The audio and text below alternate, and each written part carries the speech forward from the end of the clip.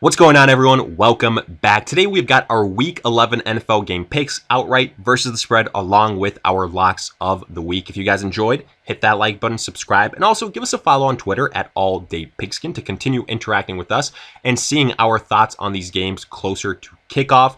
And better yet, if you guys want early access to these breakdowns, check us out online at alldaypigskin.com. Sign up for a free newsletter and get early access to these picks. All the details in the description. But for now, let's get right into it. Before getting into our breakdowns, I want to give you guys a quick word from our sponsors at Overlay Fantasy Sports, who are taking DFS to a whole nother level. And I specifically want to highlight their matchup shop function, which is an absolute blast. In fact, we've been using it since the start of the NFL season because, let's face it, betting on the same old Team A versus Team B can get a little bit stale, a little bit boring. Well, that's not even close to being the case with the matchup shop of Overlay Fantasy, as it allows you to bet on individual player matchups, and it's super simple. Just pick whichever player you think will have the higher fantasy performance. And just like a regular bet would work, check out the spreads, do your research, and then win some money. You can bet on pretty much any single sport that you want, whether it's NFL, golf, MLB, etc. All those options are there. And again, super simple. Pretty much for any single NFL game coming up, you've got a bunch of different matchups that are always updated and added to. So if it's something as simple as just putting a single submission, you can do that. But guess what? If you want to get a parlay going and double up some of those winnings, you can do that as well. So take advantage of this. All of that homework you're doing for your fantasy lineups, let's have that translate to some big time winnings for your wallet as well. So do yourself a favor and check out Overlay Fantasy's matchup shop now. Our first game of the week featured the Arizona Cardinals at the Seattle Seahawks on Thursday night. Both these teams 6-3 divisional clash. And this is a rematch of a classic game only from a few weeks ago where the Cardinals were victorious. And if you guys follow us on Twitter at AllDayPigskin or sign up for our free newsletter by going on alldaypigskin.com, you get early access to these picks, so you know that we picked the Seattle Seahawks outright, and that's exactly how this game played out. The first matchup was a back and forth high-scoring affair, looking to see which quarterback could make one more play. And while Kyler Murray was victorious, and he might have overtaken Wilson in MVP chatter, especially with the struggles that Wilson had these last few weeks, we still remember the Seattle offense was better than we've seen from them as of late. Now, yes, the Seahawks were banged up, still no Chris Carson, but Tyler Lockett was available. That's arguably more important. And in such a close matchup, we believed that you go with the home team. A series that will likely be split ended up going just like we predicted. It was very close. The Cardinals had a chance to tie this game up late. We got the pick outright correct. On the spread, Seattle was at -3.5. Ultimately, we went with the Cardinals there. Could have been different if they tied it up, but ultimately come up just short. So we start out the week at 1-1. Looking at our Sunday games, we start with the Atlanta Falcons at the New Orleans Saints, a classic NFC South divisional clash. And this is a game where even though the records aren't all that close, the Falcons 3-6 coming off the bye, while the Saints 7-2 coming off a victory over the San Francisco 49ers, it's a matchup that has gotten a lot more interesting this last week. Obviously, for the Saints, no Drew Brees. He got injured versus San Fran and is going to miss some time, potentially the rest of the regular season. But we thought during that span, it would be Jameis Winston starting for them naturally. But as the week has progressed, news came out. It will actually be Taysom Hill starting for the Saints. And this has actually caused us to do a complete 180 in terms of breaking down this matchup. Because, look, if it was Winston, we know that he's a quarterback that's coming off 5,000-yard passing season. And yes, we understand the interceptions are a concern, but he knows the NFC South well. He knows the Atlanta Falcons well in terms of an opponent. And statistically speaking, he's had a lot of success versus this Atlanta Falcons team in terms of passing yards, passing rating, and also touchdown to interception ratios. While with Taysom Hill under center, can we even have confidence that he can successfully pull out a game with, 30, 40 pass attempts if needed. Hill's been nothing but a gimmick quarterback, someone that's being used as a wildcat or a pass catcher from time to time in trick plays. So we have extreme reservations here in terms of what this offense will look like with Taysom Hill under center, because honestly, if it was Winston under center and we were operating under that assumption, well, I would say this will probably be a very high scoring game. I feel much more comfortable taking the over, but now with Taysom Hill starting, I think that the ceiling for the passing attack for the Saints is much lower, and I would probably be looking to take the under in terms of overall scoring because I have zero confidence in this offense for the Saints. Now, yes, sure, Alvin Kamara is still there. He will do his thing. I mean, he was going to be a big part of this game plan regardless. But other than that, look, passing attack wise, the Atlanta Falcons get the huge advantage. They get Calvin Ridley back. They've got Julio Jones. They've got Hayden Hurst, Todd Gurley. And this New Orleans Saints offense, even though it's been good, let's say, for example, versus the rush, which is the case, it's also been very inconsistent in the secondary. So I fully believe that Matt Ryan could take advantage of this team. And right now, what I'm saying is that the Atlanta Falcons, even though they might still be underdogs, I'm taking them not only on the spread, which was actually the case even if Winston was starting, I'm actually taking them outright here. The spread started at -4.5 for the Saints. The only way I can comfortably, tell you guys to pick the Saints is if we know that Jameis Winston will play at least a quarter or two, something like that, or the majority of the game, I should say. But since we can't say that for sure, and since it looks to be the Taysom Hill show, I'm completely fading the New Orleans Saints. I think, honestly, if you guys want to play it safe and avoid the money line here, just go with the spread, and I think the Atlanta Falcons are a great pick there. Next, we've got the Cincinnati Bengals at the Washington football team. The Bengals 2-6-1 coming off a tough but expected loss versus the Steelers, while Washington 2-7 also losing versus the Detroit Lions in a game that was very close actually and relatively high scoring.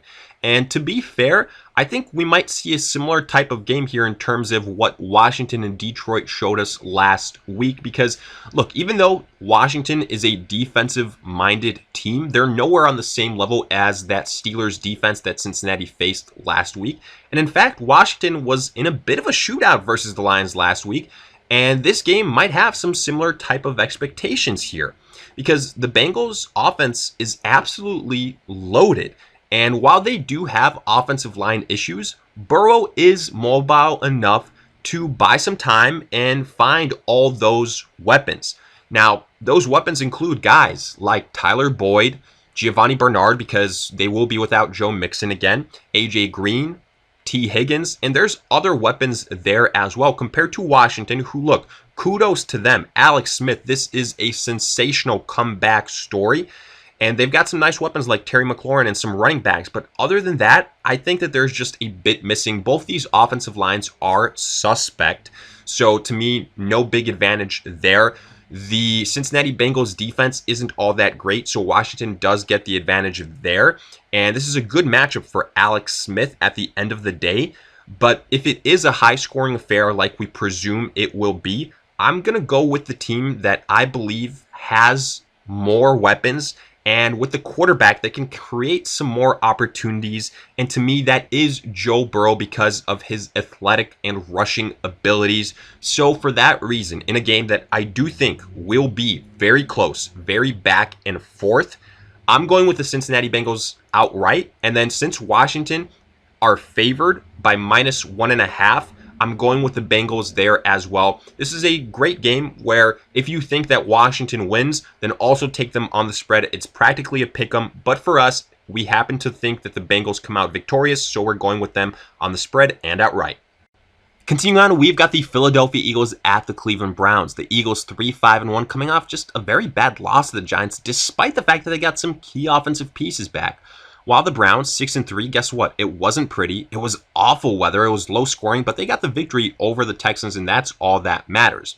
But speaking of the weather here, initial reports are that we might get a similar type of situation with rain, with wind, which honestly, this was a game that we thought would be close to begin with, but now even more so. And for all of you bettors out there, going with the under, if you don't like either one of these sides, might be the best bet. And speaking of the two sides, looking at the Eagles, unfortunately for Philly, as the season has progressed, the questions of if Wentz has the ability to take them to the next level are becoming more and more valid. But to be fair, on the other side of it, the Browns, yes, kudos to you. You have got a good record and right now are primed for a potential playoff berth.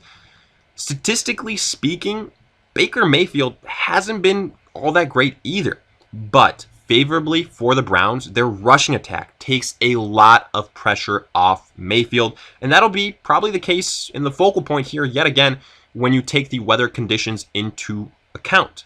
But in all honesty, like we said, we don't think the separation between these two teams is all that much, and it'll probably be a 3 to 5 point type of margin in terms of whoever wins. And honestly, it might be a little bit lower because yes, we do favor the Browns here a little bit just because we think the conditions will favor them, that offensive line, that rushing attack. But reports are that Myles Garrett, their stud defensive lineman, potentially going to be out with COVID IR designation. And the only way that doesn't happen is if it's a false positive. I don't think that'll be the case. So again, that's a huge defensive piece missing for the Browns. I think this game will be close. I'm going to go with the Browns in another just ugly win. But on the spread where the Browns are at -3.5, they really haven't blown out all that many teams. I am going with the Eagles on the spread. I think that's a smart way to approach this game, especially if those prognostications of bad weather come into play. Cleveland outright, but the Eagles on the spread. Moving on, we've got the Detroit Lions at the Carolina Panthers. The Lions 4-5 coming off that ever so close victory over Washington, while the Panthers 3-7 got absolutely trounced versus the Bucs last week.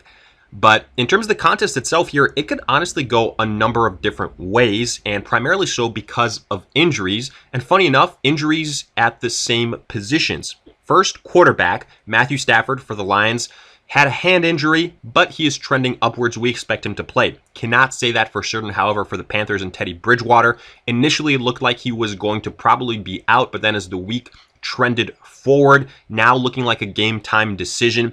If he doesn't play and it's PJ Walker under center, I think this one is a closed case. It's donezo. Take the Lions. But honestly, even if Bridgewater plays, and that was our assumption when breaking down this game earlier in the week, I was still taking the Detroit Lions to be victorious. The other position here that we have to keep an eye out for is the running back position. The Lions, surprise inactive will be DeAndre Swift dealing with a concussion, but lucky for them, they've got both Adrian Peterson and Kerryon Johnson that can carry the load in the meantime. While for the Panthers, obviously still no Christian McCaffrey, so expect a large dose of Mike Davis, regardless if Bridgewater plays or not, because he'll probably be limited in the pocket in terms of his rushing ability and his escapability in general. So with that being the case, I would say in terms of the point total here, if both quarterbacks play, then I would take the over because both these defenses are not anything special and the offenses do have weapons. But going from Bridgewater to Walker is, in my opinion, a big downgrade for the Panthers. Walker doesn't really have any chemistry with those offensive weapons. So if that's the case, I am fading the Panthers even more so. And maybe the Panthers defense is a little bit better in the secondary than that of the Detroit Lions. But to me, the Lions are the more complete team with the healthier quarterback. Yes, Kenny Golladay is not expected to play, but they've still got guys like Marvin Jones, Danny Amendola, and TJ Hawkinson. So for that reason, I'm going to roll with the healthy Matthew Stafford, or I should say healthier, to get the upset here. The Panthers opened as -1.5 point favorites. If that's still the case, I would be hammering the Lions outright and on the spread. Next up, we've got the Tennessee Titans at the Baltimore Ravens. Two 6-3 teams, both coming off losses. The Titans in a game versus the Colts that kind of got away from them, while the Ravens losing to the Patriots, but they get more so of a pass considering the torrential downpour conditions which prevented them from really getting anything going offensively. However, if you guys have been watching the Ravens offensively, they've had struggles all year long. However, as long as weather doesn't impact this game, we actually think that the Ravens, and specifically Lamar Jackson, can have a big bounce back performance versus, frankly, an ailing Tennessee defense. Now, to be fair, the Ravens defense also banged up, but when you look at it from week 1 to week 11, they have been the much more consistent unit, and we do think that will show in this matchup. But look, it won't be a cakewalk because the Titans offensively, they've got their fair share of weapons and arguably have the more balanced offense, from a quarterback that's been more consistent through the year in Ryan Tannehill to a more established rushing attack in Derrick Henry, a reliable tight end in Jonnu Smith, and plethora of weapons at the wide receiver position compared to the Baltimore Ravens, who it's pretty much a tight end oriented offense. And when that doesn't click, well, it's Lamar Jackson using his legs. But that'll probably be enough here versus this Tennessee Titans defense. I think Lamar Jackson will have a big game on the ground. Expect Mark Andrews to get involved big time, especially with Nick Boyle being out. And as inconsistent as those wide receivers have been in Snead and Marquise Brown, they both have decent matchups here. So what we're trying to say is we like the Baltimore Ravens here to get the win outright. The spread right now at -6.5. That's a little bit tough. What I would personally do is I would tease that number down a little bit and take the Baltimore Ravens there as well. Right now, I've been going back and forth, but the way injuries are trending, I will take the Ravens also on the spread. Continuing on, we've got the New England Patriots at the Houston Texans. Both these teams coming off very bad weather games, but the Patriots were able to get a victory. They sit at 4-5 after beating the Ravens. Well, the Texans, 2-7, couldn't get anything going offensively. But hey, to be fair, both these teams have been incredible disappointments all year long. For the Patriots, it's been an offense that can't be relied upon, especially through the air. While for the Houston Texans, they have been a liability defensively all season. So one of these things has to give in this matchup, and we tend to believe it'll be the Patriots who can take advantage of a positive defensive matchup. To us, this game screams matchups, and the Patriots are in the better position. Don't be shocked if Cam Newton has a big game here, not only on the ground, which has been the case all season long, but specifically through the air. Now, look, we're not going to ignore the fact that the Texans have the much better offense, specifically weapons-wise, but that's been the case for them multiple times this season, yet the defense continues to put them in big holes and can't hold a lead, and they continue to pile up the losses. The struggles also of the Houston rushing attack have made this offense very predictable, and guess what? That's going to be a huge problem when playing a head coach like Bill Belichick. So for that reason, we like the Patriots in what does have the potential to be a high-scoring game. But right now, we've got more faith in the Patriot defense to make those extra stops. And Cam Newton in a positive matchup. All signs point to the Patriots. We like them outright. The spread, Houston at +2.5. Not all that big of a number. Give us the Patriots there too. Next up, we've got the Pittsburgh Steelers at the Jacksonville Jaguars in a game that'll probably be one of the easier contests to predict in Week 11, as the Steelers, the lone undefeated team in the NFL at 9-0, took care of business versus the Bengals no problem, while the Jaguars sit at 1-8, valiant effort versus the Packers, but ultimately the better team won. And look, regardless of who plays quarterback for Jacksonville, Luton or Minshew, this is just a terrible matchup for either one. Because normally the Jaguars can somewhat rely on James Robinson, who has been great, to keep that offense balanced. But that won't be the case here versus, frankly, the best defense in the NFL. The Jaguars will have to get it done through the air. And again, that's another tall task for them. And on the flip side, this Jaguars defense is a troubling unit. And now they face an absolutely loaded Pittsburgh offense. From Juju Smith-Schuster to Chase Claypool, Deontay Johnson, they are spoiled at the wide receiver position. Big Ben has played great this year, and this is another great matchup. Yes, the Steelers have had some troubles rushing the football these last few weeks, but guess what? If there was ever an opponent to get right in that department, it would be versus the Jaguars. Honestly, we think this could be one of the biggest blowouts of the week, as we anticipate the Steelers dominate through the air and, like we said, get back to emphasizing rushing the football. give us the Steelers outright as a lock. The spread right now, plus 9.5. We'll also take the Steelers there. We think it could be a double-digit type of victory for them. Moving on, we've got the Miami Dolphins at the Denver Broncos. The Dolphins, 6-3, have quietly put themselves in a great spot for playoff contention as they continue to pile up wins with Tua under center. While the Broncos, 3-6, they're trending in the wrong direction again in terms of injuries, as the status of Drew Lock is a bit up in the air as we speak. And that doesn't bode well for Denver, as they're facing a Miami defense that has played really well as of late. But look, truthfully, whether Lock plays or not, we would still pick the Dolphins outright here, as they're playing more complimentary football at the moment. The trouble for Miami will come when they're in shootouts, or when that defense finally collapses a bit, has a bad game. But we don't see that offensive potential here from the Broncos, so we're not too worried about that. If Lock misses this game, then the spread specifically becomes an equally great bet, because right now we're taking the Dolphins outright. Yes, this can be a close affair depending on whether the Denver Broncos defense shows up, but again, they've been very inconsistent, whereas the Dolphins have been one of the most consistent teams these last few weeks. The spread is at plus 3.5. If Drew Lock doesn't play, we would also hammer the spread for the Dolphins there. Right now, we still have confidence in Miami, even if Drew Lock plays, so Miami across the board. Next up, we've got the New York Jets at the LA Chargers. The Jets, 0-9, still the only winless team in the NFL, while the Chargers, 2-7, admittedly not much better. But they've got some pieces there with Justin Herbert at quarterback and some nice complementary players around him. And if there was ever a week where you could get as close to a guaranteed win as possible and look better than you actually are, it would be this week versus the Jets. And on paper, this is a game that should probably be a blowout, honestly. And when you consider that the Jets are a mess defensively and now will be without Sam Darnold offensively, things start to fall into place. And to an extent, we'll agree with that, because we see the Chargers winning outright as a lock, period. But the spread is where it gets interesting. And that's because we know the MO for the Chargers.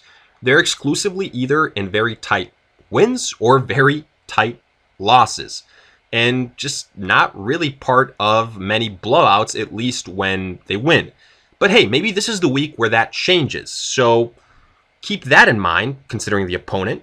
But the way we're approaching this is that as long as this spread, which is currently at minus 8.5, stays under double digits, we will go with the Chargers. But if it gets higher than that, we're going to avoid it. Matchup wise, this is a great one for the Chargers, as Justin Herbert should have a lot of opportunities, as will the rushing attack. And on the flip side, we expect the defense for the Chargers to also come alive a bit and produce some takeaways versus a quarterback in Joe Flacco that can definitely be mistake prone. So give us the Chargers outright and on the spread. Next up, we've got the Dallas Cowboys at the Minnesota Vikings. The Cowboys, 2-7, coming off the bye, while the Minnesota Vikings, 4-5. Don't look now. They're on a bit of a winning streak, taking out the Bears this last week, and now find themselves somewhat big favorites in this game. And when you consider how bad the Dallas offense has been, the issues at quarterback, and the struggles of the defense, you start to see why. But we'll say this now. Watch out for a potential trap game here. A contest that's a lot closer than some people might expect. The Cowboys expected to get Andy Dalton back. Definitely the most experienced quarterback that they have in that quarterback room. And more importantly, in our eyes, Ezekiel Elliott has his best chance to succeed offensively this week compared to their last couple of opponents. And that's so key for the Dallas Cowboys, because if Zeke can get it going, that eases things for that entire offense and allows the Cowboys to keep it close, because the Minnesota Vikings have real issues in the secondary. And at some point in time, that trio of tremendous wide receivers in Dallas with Gallup, Cooper, and CeeDee Lamb will be able to beat their defensive matchups, and Andy Dalton can take advantage of that. As bad as he has looked, this Minnesota defense is a very friendly one in the secondary. But look, at the end of the day, we're not going to get too crazy. You know all the reasons why we think the Dallas Cowboys can keep it close, but when push comes to shove, the Vikings offensively have just as many, if not more, opportunities to succeed with Dalvin Cook, who's playing great, and a duo of wide receivers in Adam Thielen and Justin Jefferson that are as good as any other duo in the NFL. And obviously Kirk Cousins, he's not flashy, but compared to what the Cowboys have at the quarterback position, he has been more consistent. So right now, what we're thinking is, don't be surprised if this is a very high scoring game, and it's also a very close contest. We like the Vikings outright, but on the spread, -7.5, a little bit too high. We're taking the Cowboys there in a potential upset alert here. Next up, we've got the Green Bay Packers at the Indianapolis Colts. The Packers 7-2, coming off a victory over the Jacksonville Jaguars, while the Colts 6-3, nice win over the Tennessee Titans. And now, maybe a bit of a surprise, the Colts actually favorites in this game, but again, a decisive win over Tennessee will definitely help in that department. However, facing Ryan Tannehill last week for the Colts and now facing Aaron Rodgers are two different things. And look, undoubtedly the Colts defense is a unit that doesn't give up points in bunches, so that'll help the Colts. But versus a quarterback like Aaron Rodgers, that can only last until a certain point. Or can it?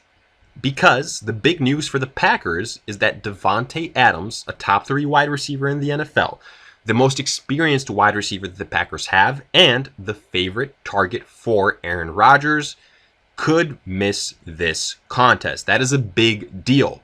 That is the story to monitor in this matchup, because if Davante Adams misses this game, then all of a sudden there's a lot more validity to the Colts being favorites and to them winning this game. Because sure, we understand that the Packers struggle defensively to stop the run, and the Colts have several pieces that can cause problems for Green Bay at that position. But this Packers offense is completely different when they have Davante Adams versus when they don't. So a couple things here. We'll preface this by saying that if Davante Adams plays, we'll go with the Green Bay Packers. And if he doesn't, probably the smarter move is to go with the Colts. At the end of the day, this game could be a lower scoring affair than some think, but the Packers are a relatively consistent team, again, with Davante Adams.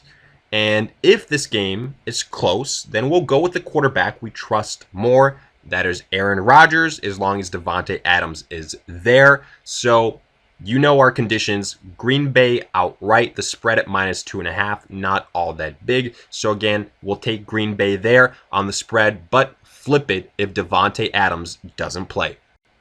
Getting to Sunday night, we have got the Kansas City Chiefs at the Las Vegas Raiders, divisional clash. The Chiefs 8-1 coming off the bye, while the Raiders 6-3, nice dominant win over the Denver Broncos. And look, maybe this is too simplistic of an approach, but we just don't see the Chiefs being swept by the Raiders. Yes, this probably tells you who we like in this game, but can you blame us? In the first contest, the Raiders played the perfect game, whereas the Chiefs probably had one of their worst performances of the year, and we just don't see that happening twice in a row. The Chiefs, they've got the better offense, the better defense, and look, they're just better overall. While the Raiders, they've proven, kudos to them, they are a playoff contender, but it's so difficult to beat any team twice, let alone the Kansas City Chiefs. And we'll say this, if the Chiefs can stop the Raider rushing attack, we actually think this game could turn into a blowout. We know that the Raiders have deficiencies at that wide receiver position. That's going to come into effect here. This is probably going to be a high-scoring affair. The first contest was, so don't be shocked if that's what we see here yet again. And I'll give some credit to the Raiders. I think this game probably does start out close, but the Chiefs probably pull away as the game progresses. Like we said before, we like them outright. We think they get revenge on the Raiders. Right now, Las Vegas at +6.5. by the end of the fourth quarter, we think the Chiefs will be up by at least 7 points. So we're going with the Chiefs here outright and on the spread as they get revenge on their only loss of the year. And finally, getting to Monday Night Football, we have got the LA Rams at the Tampa Bay Buccaneers. The Rams 6-3, nice win versus the Seattle Seahawks, while the Bucs 7-3, coming off a demolition of the Carolina Panthers. But this will be a much tougher matchup for the Bucs compared to last week, and we're definitely going to see Brady fall back down to earth. Now, that's not to say that we think the Bucs will lose, but you should expect a much closer game here. The Rams have a very good defense, and we've seen that when teams apply pressure directly in that center gap of the defensive line against Tom Brady, that can disrupt things so much for this offense. And guess what? The Rams, they've definitely got a guy who can do that in Aaron Donald. Scoring-wise, even though there's a lot of weapons in this game for both sides. Look, the Rams at the running back position, guys like Darrell Henderson, Malcolm Brown, then wide receivers, Cooper Kupp, Robert Woods, and the Bucs. Man, there's a plethora of guys there from tight end Gronk, Cameron Brate, wide receivers, Antonio Brown, Mike Evans, Chris Godwin, Leonard Fournette at the running back position, Ronald Jones at the running back position. Don't be surprised if this is a lower scoring game, as these two defenses are both very good. And we'll say the loss of Andrew Whitworth here for the Rams is what sticks out to us. And that could have a trickle-down effect, not only, obviously, for the rushing attack for the Rams, but also for Jared Goff and the time he has to find his wide receivers. So right now, we'll give the slight edge to the Bucs because we do think they have slightly more offensive pieces to overcome a tough defensive matchup that both quarterbacks will face. However, we do suggest hedging your bets here and going with the Rams on the spread. Tough defenses have caused issues for Tom Brady. So either way, we don't see this being a blowout. We'll take the Bucs outright, but the spread right now, -3.5 for Tampa Bay. We are going with the Rams there. So with that, we wrap up our pick'ems. Now looking at our locks of the week, we start with the New England Patriots at the Houston Texans, and we're going with the Patriots here. We said this game exemplifies matchups, and the Patriots have the advantage. The Texans defense has been atrocious all year long. They're too one-dimensional offensively, just going through the air. Bill Belichick will be able to zone in on that. We like the Patriots here. Next, Pittsburgh at the Jacksonville Jaguars. Pittsburgh Steelers are undefeated for a reason. The Jaguars have only one win for a reason. The Steelers defense will shut down the Jacksonville rushing attack. The Steelers are loaded offensively. The Jaguars are bad defensively. That equals a Pittsburgh win. Next, Miami at the Denver Broncos. If Drew Lock doesn't play, this becomes even more of a lock. The Broncos are banged up. The Miami Dolphins defensively, they have been very good these last few weeks. We like the Miami Dolphins as the more balanced team. And then finally, Jets at the Chargers. Give us the Chargers here. The Jets, they're banged up defensively. Sam Darnold's not going to play. The Chargers, even though they are in a bunch of close games, this is the week where they could break that trend. They have so many more weapons offensively. Great matchup for them. Give us the Chargers. So with that, we wrap up our Week 11 NFL game picks, outright versus spread, along with our locks of the weekend. As always, let us hear it in the comment section. Did you agree, disagree, along with any other questions you guys might have? If you enjoyed, hit that like button, subscribe. Also, give us a follow on Twitter at AllDayPigskin to continue interacting with us, seeing our opinions on these games closer to kickoff. And if you want early access to these picks, check us out online at alldaypigskin.com. Sign up for our free newsletter, and you will get access to these game picks early on. All the details in the description. But for now, we'll see you guys in future videos.